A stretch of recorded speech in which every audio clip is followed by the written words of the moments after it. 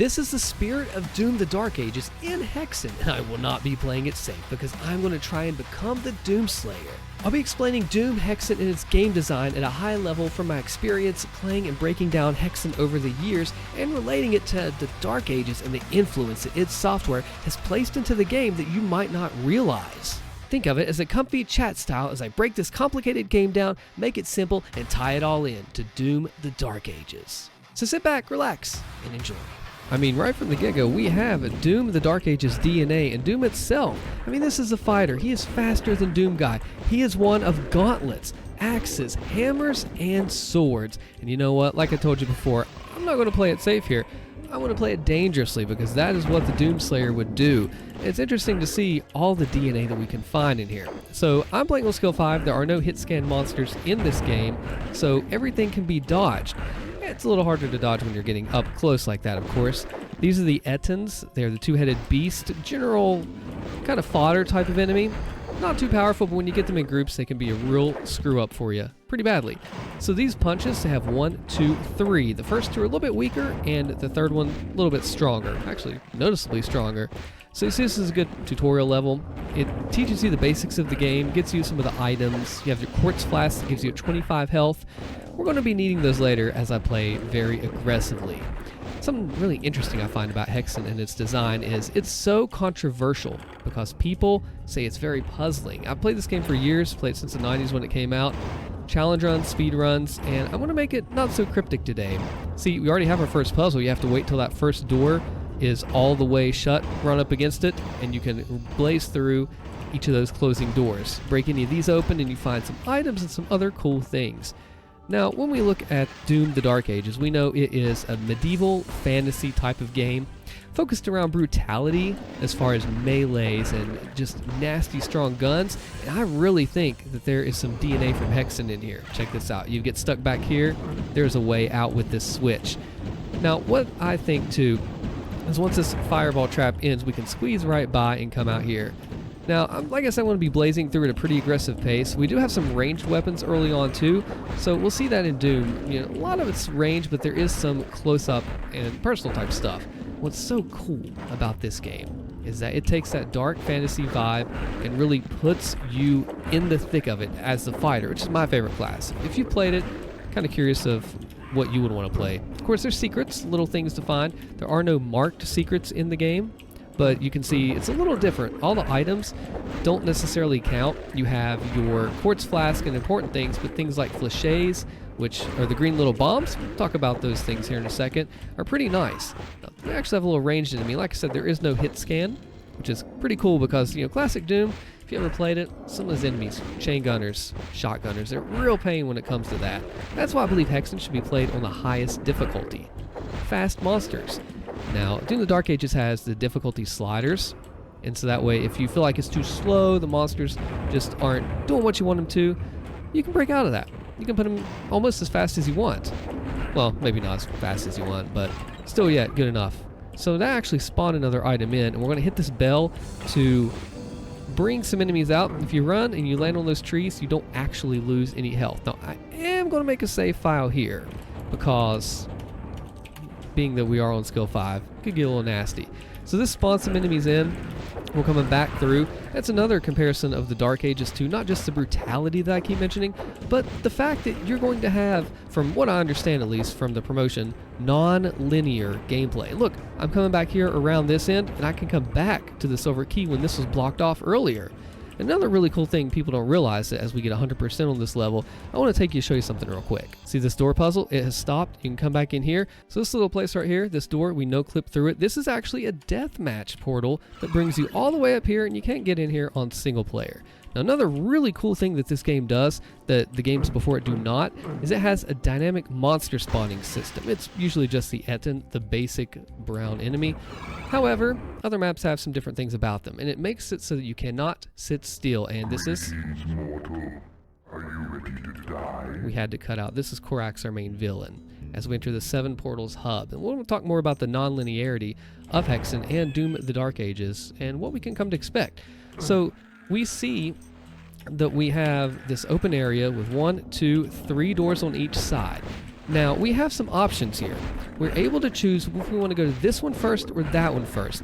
And as a player, it's nice to have that variety, that way to choose, because I think it adds the replayability. I don't know. What do you think? Because if you have choice A the first time, maybe you can go route B the next time. And it gives you some extra options and challenges, and especially with the weapon placement here. I got to show you something as well. We have these grenades. Each class uses them a little bit differently, but the fighters, they are like a tossable grenade, which is really nice because, well, he doesn't really have anything to start with. Let's meet the Chaos Serpent. These guys, actually, if we see some of the promos from Dark Ages, there's an enemy of sorts riding on one of these things.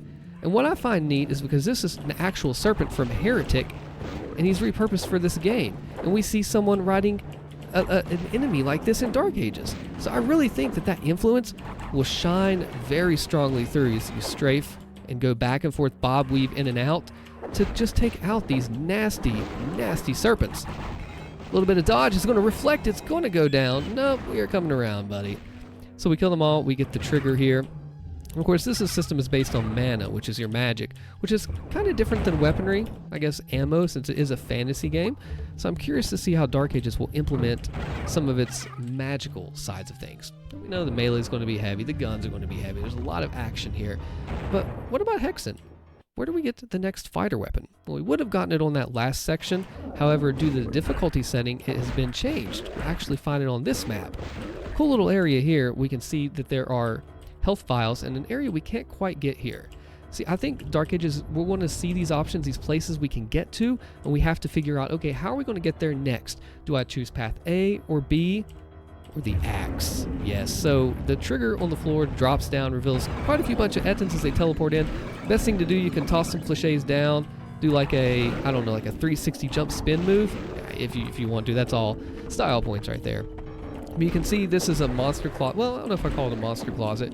Just something to surprise the player and make you think on your feet. It's really interesting when games throw in surprises because you go into a situation in a gameplay, in a battle, and you're like, okay, I have this enemy to deal with, I know how to do this, but when you get hit with a surprise, you have to think on your feet, improvise, and really figure out what's next. You can't just rely on what you think because you have to use your game skills. Oh, look, see, this puzzle tells us to go to the sword in the ground right here, because if you don't, here's what happens. Crushers. Yeah, we don't want that. So when something surprises you like this, you have to not just rely on what you know with the enemy placement, but how you can handle them beyond that. Your instincts, your wit. You notice we pushed the puzzle here, and this opens up 2 doors. Now, like I said before, Hexen's a game I put a lot of time into, and I really like how it has these Dark Ages almost influences. But, you know, it's a really complicated game. It gets a bad rap from people, but I'm gonna hopefully break it down for you. Boom, 3 of those, and they are done. Now, we have options to go to the Guardian of Fire, Guardian of Steel. This is back to where I said path A, path B.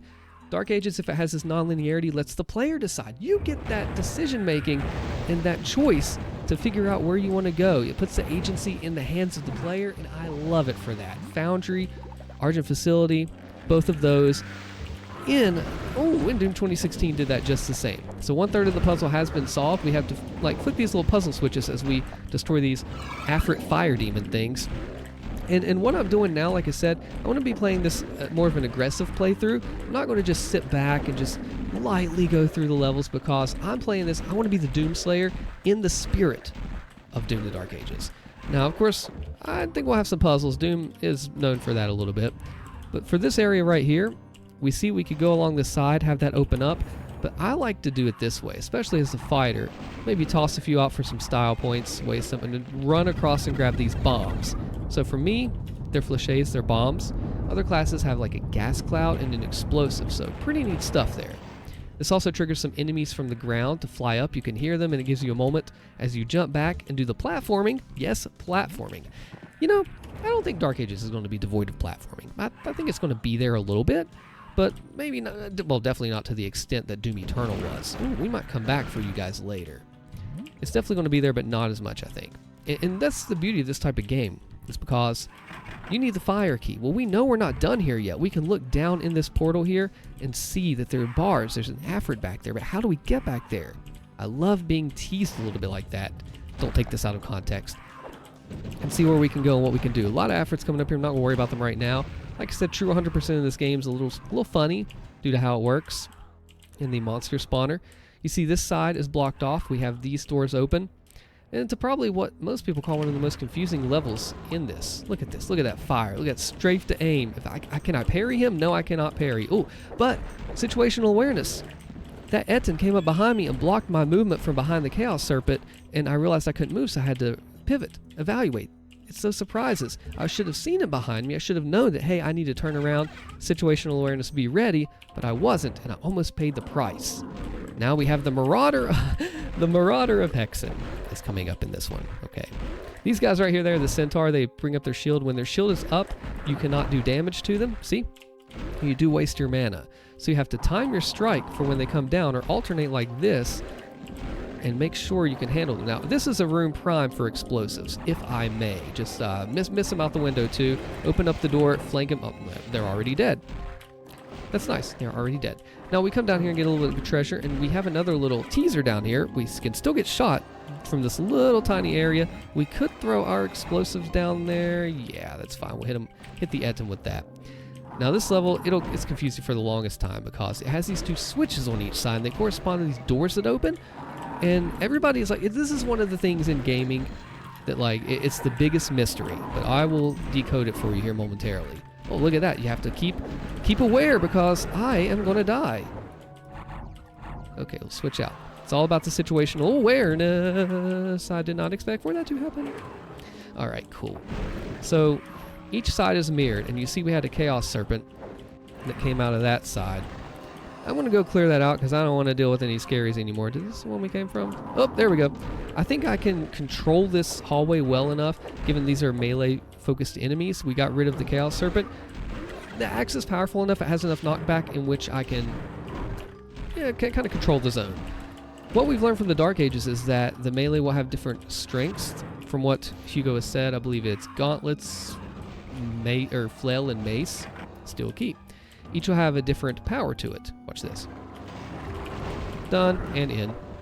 So this is the confusing part, and let me make it real simple.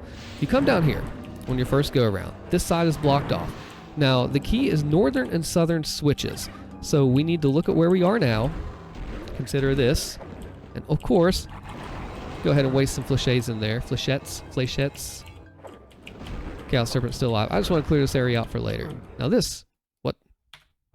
Whoa. Lost my game there. Okay, this.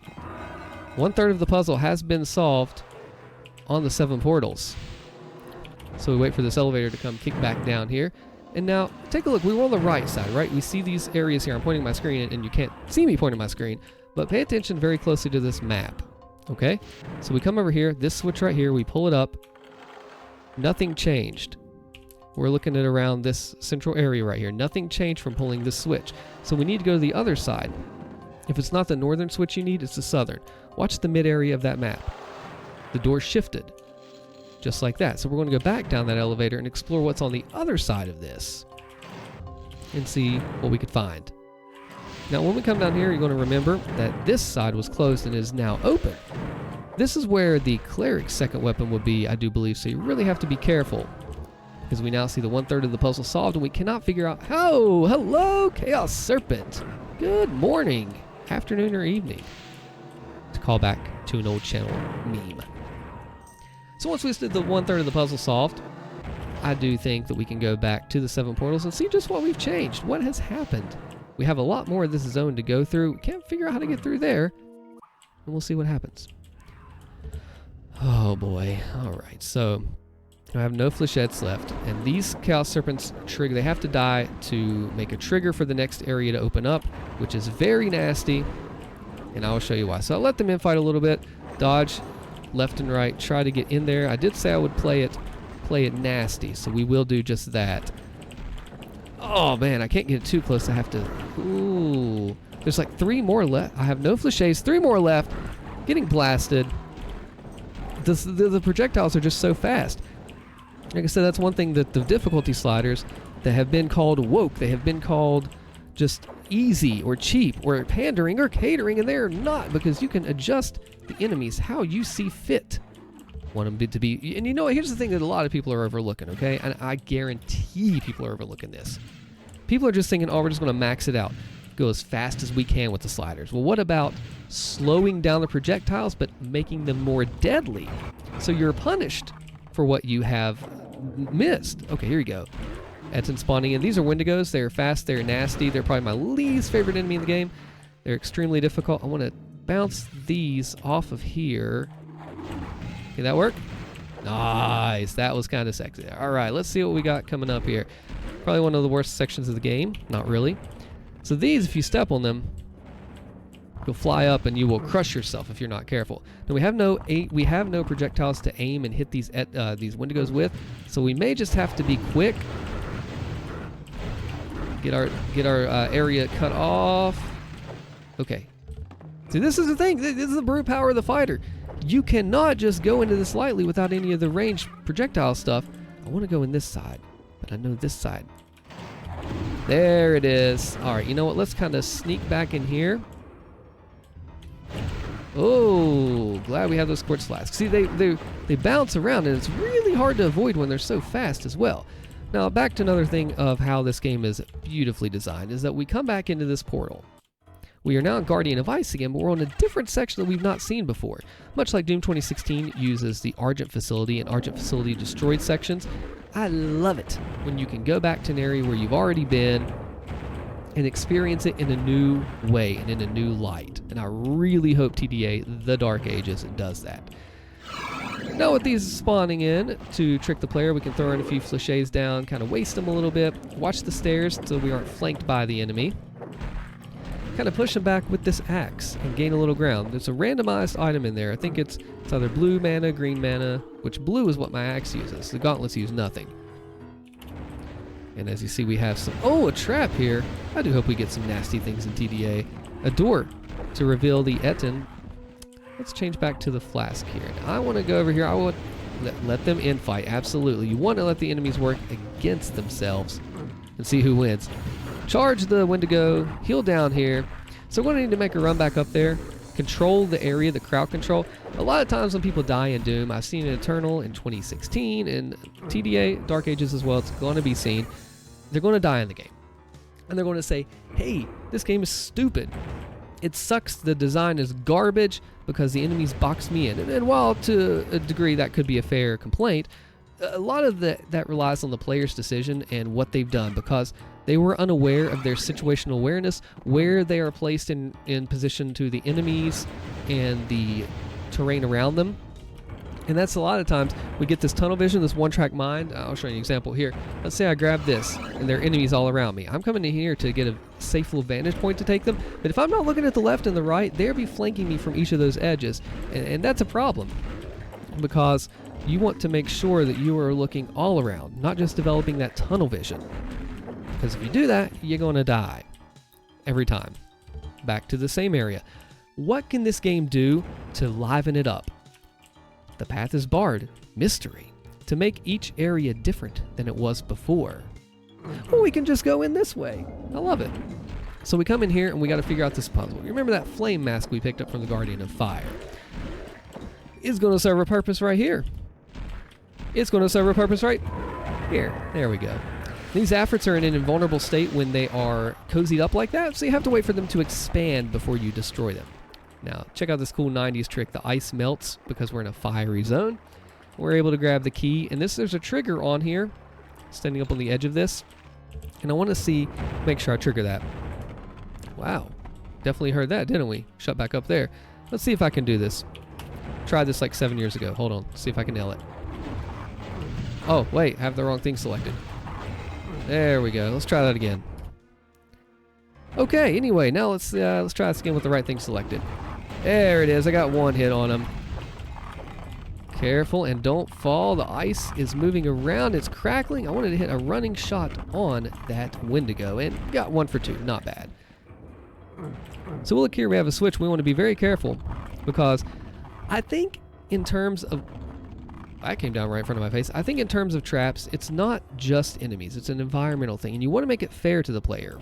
Right? You don't want them to feel like the trap is unfair. It's taking advantage. I forgot that Wendigo spawned there. Love it. you don't want it to feel like you're taking advantage of the player. It's a cheap platforming trap, but you want them to feel like that if they die, they learn from it. That's a very key development, I think, that Doom has taken, and that Hugo Martin has specifically said himself, is that, you know, we don't care to kill the player, we just want them to learn from it and make them understand what they did wrong. So, ooh, nasty. Wendigo. To make them understand what they did wrong and how they can fix it for the next time. Which, that's a good way to go about it, because who wants to play a game where it's like, this is not fair, I died, the game sucks, the end, GG. It's just not good design. But the challenge is striking that balance, and I hope TDA does that very well, and I have confidence that it will. Since it's the third Doom game in the modern trilogy, I feel like they will be able to nail what they're looking for. Ooh, that could be a tricky jump there. Let's do it anyway. Boom, nailed it. Now we come back and we refresh ourselves. We want to go back through here and see what's changed on this main land. So at this point, we see that some more doors have opened. Ah, so this could be part 2 of the Guardians of Fire and Steel from those switches we hit, and they're also, these stairs have raised as well. We have Dragonskin Bracer's armor, which is very nice to have. Each armor affects each class differently. And you see we're already back at it again with these doors opening. Very nice. Now I think we should take forth, let's do fire. Let's do fire. We did steel last time. We only have one flèche. Let's make it happen. It's going to have a delayed explosion for 3 or 4 seconds. Pop, pop, pop him, pop him. No, it didn't work. That's fine. We'll just run it this way. Okay, nothing here, 2, and through fire. Now we're back at the same zone again. Remember, we have this opening here. The Afrits are still flying around cheekily. That's okay. Pick up right where we left off. And that's why playing this on respawn is very, very dangerous. Because when you have respawning monsters in Doom, it is nasty. But in Hexen, you're traversing areas that you've previously been to. And so when you're in that map, these monsters are going to be respawning. So all these times when we're turning back to the 7th portal, backtracking, going over our steps, those monsters are coming back. It's not safe. It's not safe anywhere. Now this is an interesting time puzzle. You want to hit this that comes down from the top, so you think you're going to ride an elevator, but you actually aren't. You get to go down. So it's a good little trick for the player, and you want to grab those quartz flasks before you kill all the Ettins, which will trigger, well, you'll see. There you go. It triggers the fireballs in the floor. This brings general chaos to the area. I love it for that. We can go back up through the area up here to get back to our start point. Take a little bit of damage in the lava floor. It sucks, but yeah, we'll be fine. So we come up this way, and we realize that we have a small cramped area here. So what does this tell me? In this type of area, I would hate to see a Chaos Serpent, which we don't, which is fine. But there's not a lot of room to move. We have to take cover in each of these little, coves. Chaos Device. This teleports us back to the start of the level. And make sure we don't get trapped in here. Lots of enemies, lots of roaring. But we take a portal. We realize that the Ettins are over here. There's a switch. Stairs have risen on the 7th portal. We can take these little doors back through and see. But really, the secret for this level lies not just in the portal, not just going left and right to clearing the areas that you previously were, but directly behind you. That's what we're looking for here. Check this out. Back behind the portal directly, we can go. It teleports us back to the 7 portals. Now the only door that we haven't seen yet is the one back here, and also the ones over there. But to put this puzzle together, we opened up a door on the Guardian of Ice. When we come over here, this has not been risen. Well, we're not ready yet. Remember how we had the Guardian of Steel? Steel, yes. Is this area we've not been to. And let's see if we can do another trick shot.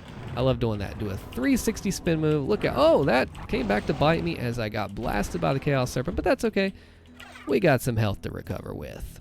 Of course, 200 mana full. Now this is the other side. You remember and notice that this is mirrored from where we were before. We now have the steel key so we can explore a little bit deeper and see what we can find. Now they're coming at us on both sides, both ends. Don't make that bad. And then we want to take a look at this. Now we did this before and we think, well, we don't have any flèches this time, so it's a little different. We can open the door, sure, and expose ourselves to the Chaos Serpents behind them. I did say we will play rough, so we will do that. Ooh. Now this level probably has one of the hardest sections in the entire game in it. Okay, here's the thing. We got to talk about this, okay? One of the sections you're about to see, I don't know if it's good design or not. I'm leaning toward no. I'm leaning toward it's unfair on skill 5 because of the pure speed of the monsters. It's just not right. You will see momentarily what we're going to be facing, and it's nasty. I need you to see this. So we can also do damage from up here. I'm going to do that actually. Take out a couple Wendigos, heal up a little bit, and come back to this side for the Africs. Okay, cool. So now that we clear out a little bit of there, we need to come down and look at this area here. Ready? 1, 2, 3. Done. That's not the area I was speaking of. And here's the thing. There's a difference between having an area be hard and challenging and fun, and having it be hard just for the pure sake of difficulty. Cheap hard, not fun hard. Do you ever play any games or have any levels that you've played in anything? It can be Doom, it can be anything, and hopefully the Dark Ages doesn't have these. Levels that are hard just for the sake of it. Well, we'll have to find another switch here. This is okay, the puzzle's fine, because if you remember, this builds off of what we already know. The first time we came into this Guardian of Steel, we came through, we hit the right switch, and then we're like, okay, well, cool, we can flip the other one and get more stuff. This is requiring it of us. And there it is. From the left side to the right side, mirrored what we had before, we can go back through. It teaches us, hey, here's what you used on the puzzle originally, here's what you got to use now to get through. And this door is closed, and this one is open. Very interesting switcheroo here on us for the switch. Get nobody in there? Stairs have risen on the 7 portals. What could that mean? We need to go find out what's going on in the 7 portals. Now, we're not done here yet. There's still a third section that we need to come back to. It's a little nasty, like I said. We will get to there very quickly. But now we need to go back to the 7 portals. And you know, I forgot to mention this to you. I have to tell you. All of these super challenging type of areas, it's kind of like a bonus. And you'll see what I mean in a moment. Let's let this raise and do this. A door opened on the Guardian of Ice. Another door. We haven't been there in a minute. But first, we gotta look back here. Now this is kind of like the final bastion. The final, if that's the correct word to use. Oh, fight to get us out of here. And now, has a bit of a waste there. That's okay. These sections are bonus. They lead to the secret area, and they're definitely worthy of that. So is it okay to have something designed just completely unfair and difficult if it's a secret area, if it's a bonus? Is it a reward to the player for them to truly show that they understand the game and its mechanics and what it asks to say, hey, you have to conquer this section? I think it's totally fine. I think the bonus content should be harder. It should be more difficult, but it should also be fair. And maybe it is fair on other skill levels other than skill 5 like that I'm playing now. And if you really amp up the difficulty settings, you will find that, well, it's definitely not fair. So we have to kill enough centaurs to raise that bridge. Now, normally at this point, you could exit the hub. I'm not going to do that because we still have more to do. Almost there, though. And the secret level is... okay. Here's another thing about the game and design, and I'm curious to see how you think the Dark Ages will apply this. When you have a level as this bonus level, you have very difficult ways to get to it, very difficult challenges to overcome to reach it. But these wings right here, they might make things a little bit easier. So now the game, and Mario games do this actually, surprisingly too, they let the difficulty be set by the player. And we picked up a piece of our final weapon, sword here. We will be using that later in a combined mana, teasing us for what's to come. But you decide. So like, for example, in Mario Odyssey, you can buy life up hearts from the store to get double your health, which is nice if you're playing on certain mode, or a little more than double actually. So you got to decide, like, how hard do you want the game to be?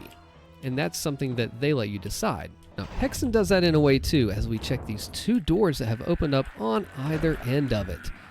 Now, these wings are kind of busted. They let you fly around indefinitely, more or less, to the end of the hub. They don't carry over, and I don't know how I'm going to reach that. So I'll show you an example too when we get there here momentarily of what this means for you as a player. Do you want to take the extra hard, artificial difficulty style challenge, or do you want to just fly through and play it on an easier mode if it's a little too stressful for you? Well, we're in this back to the fire area, yes. So we have to hit a trigger over here, run across this wall, hopefully don't get body blocked by the Afrits. See how the text on that wall is a little different? That's good. That's good. It lets me know that something might be up. But that's okay. We are going to die. No, we're not. Ha! Ran past it. So now that that's triggered, we have more fléchés. Fléchettes? I used to call them fléchés. This guy's going to be a bit of a pain as this bridge raises up. So you know what? I don't care. We'll just go jump across. Hit the switch. 1/2 of the puzzle. So we did like a third and a half. It's a bit confusing, especially on this hub, but that's okay. I think that we have to wait till this rises to here. Now, when we approach this bonus area, actually, no, we'll have the hardest section followed by the bonus level. That's what's going to be interesting. Now, these guys are going to spawn as the door opens. I'm getting out of here. We've mostly taken care of the Guardian of Fire. We don't really need to be here right now. But we do need to go back to ice again to try to conquer that. There's one more section. It's on the left side this time. Now, you can actually get through these surprising blasts. They shoot from close to far, then back again. And we make it through. The Hexen sort of body blocks, but that's okay. We're able to get past them, knock them out. Now, the thing about this next room, there are 2 sections of it. The first section's almost like a warm-up to the second, and we kind of already set the stage for this. But of course, after you flip that switch, you have to run because you have darts that are going to be flying at you, and it's another puzzle piece. So I'm going to load up on my dragon skin bracers here. This is the armor. Definitely want to do that for this. I just want to do a little demonstration for you to show you. Watch this. So we have 3 Wendigos directly from the start. Actually, you know what? We need to go back to the quartz flask here. All right, I'm going to save my game right here because of this. I just want to show you. The wall lowers. Watch. Is this meant to be a death trap? Is the player supposed to kill all these enemies on the fast mode, or can you just run off down to the side and escape? I think it was meant to be sort of an escape because you can just take the fight and you can run it. We're going to take the fight right now and see how this feels if you actually attempt to do battle with these these Wendigos, rather. You can throw the flechades if you want. You have to be very careful. But you have to play aggressive because the longer I sit around in this room, the bigger chance I have of dying. And that's something interesting I think about games is that, oh, yep.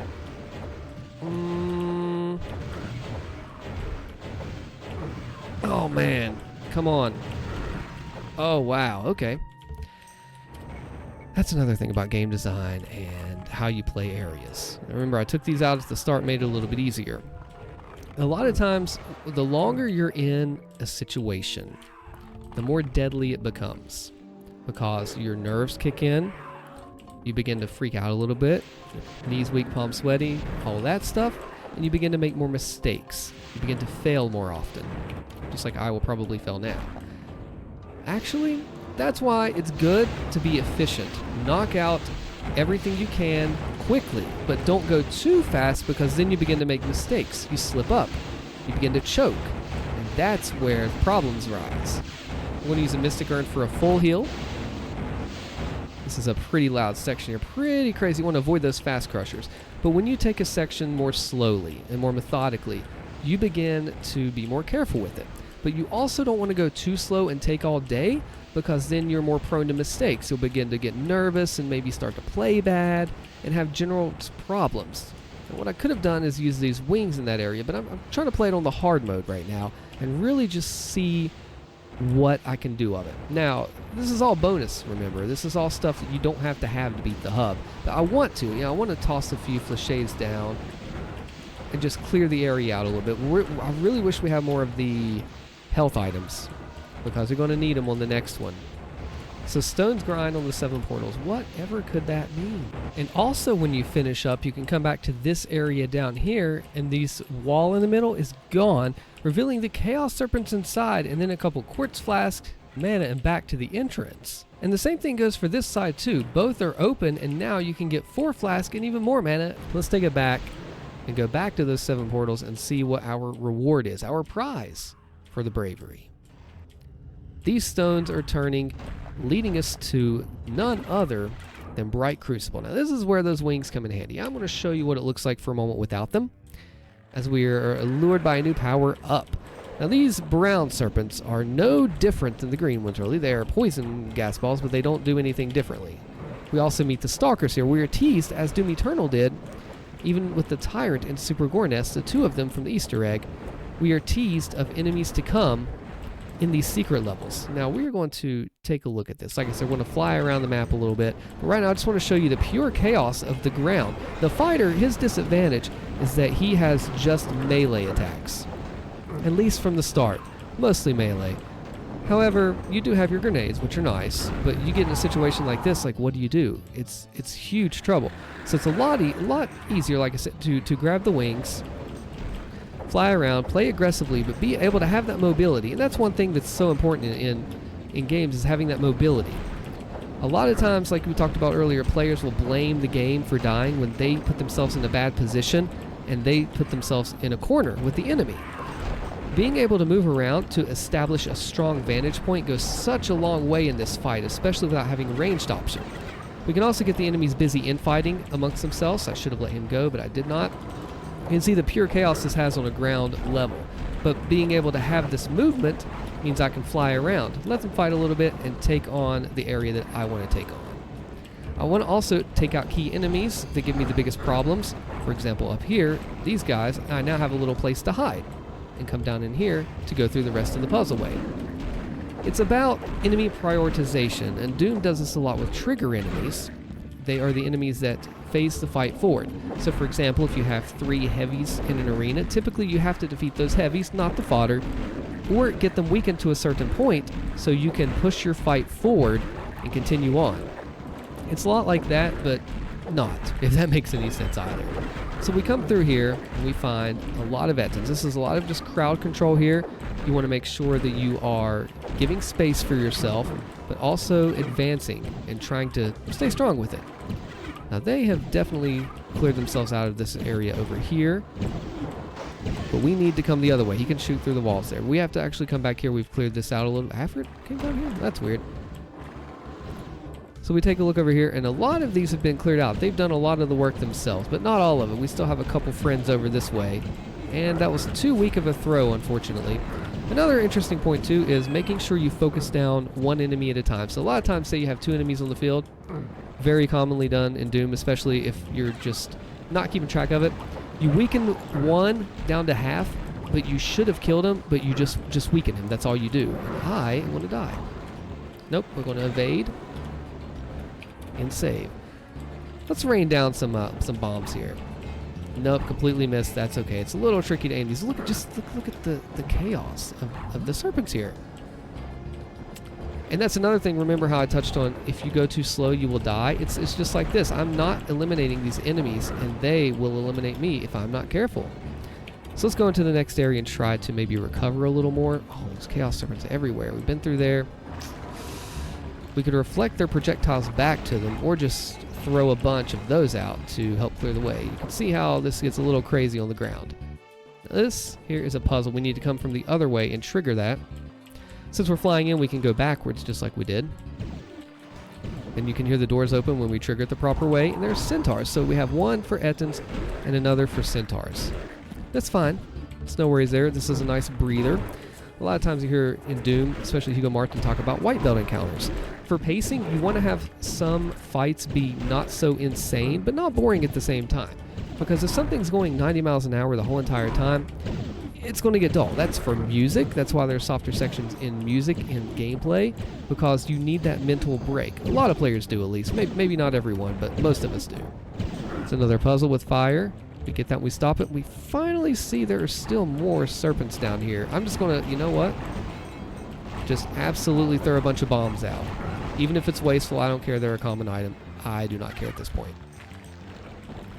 And even once you get to this part, it's not over yet. Let them infight a little bit. The stalkers are in the water. So this is a good one to just constantly toss your axe out, because when you swing this axe, it does not use up your mana. However, you can still, oh, there's the Hexen spawn, still deal some damage.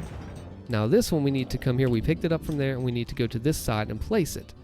Now, the glass does behave a little oddly. We can't go through this side, so we have to go up that elevator through the hall here. Now, we've cleared out 64 of the 82 enemies. There is another section where there are quite a few, but that's fine. We'll be able to easily take them out.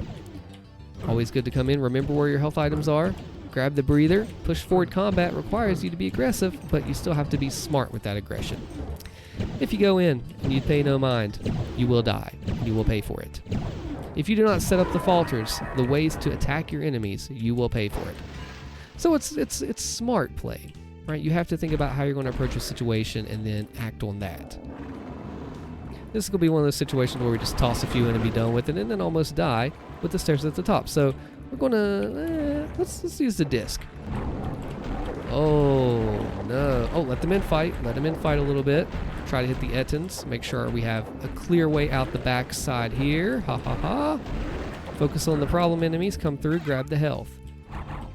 You can see when you play this really fast how it can be quite deadly in this way.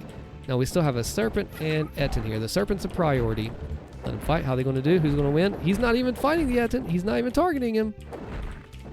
Just make the job easier on me. I'll help speed the process along. We're rewarded with an icon of the Defender. It makes me invulnerable, and it is so nice. But a big part of reaching this secret level is because we have to pass over a line def. This is an invisible part in the line that triggers something later on. There are 2 doors for a secret level, and we cross that to be able to trigger one of them, and we'll trigger the other one at another secret level soon. So if you want to reach one of the later secret levels in the game, you have to do this. You have to do that, or the door won't open, simply. So we can look and see what we need, but at this point we can run through. Most of this stuff is cleared out. We've gotten all the puzzles done, all of the items, and we can see what the text has to say. Having passed the 7 portals which sealed this realm, a vast domain of harsh wilderness stretches before you. Fire, ice, and steel have tested you, but greater challenges remain ahead. The dense tangle of forest surely hides hostile eyes, but what lies beyond will be worse. Barren desert, dank swamps, and musty caverns bar your way, but you cannot let anything keep you from your fate, even if you might come to wish that it would. And beyond, flickering in the distance, the ever-shifting walls of the hypostyle seem to mock your every effort. Subscribe if you like this kind of video, and let me know what you think about Doom the Dark Ages, and I'll see you in the next one. Check out the video on your screen if you liked it.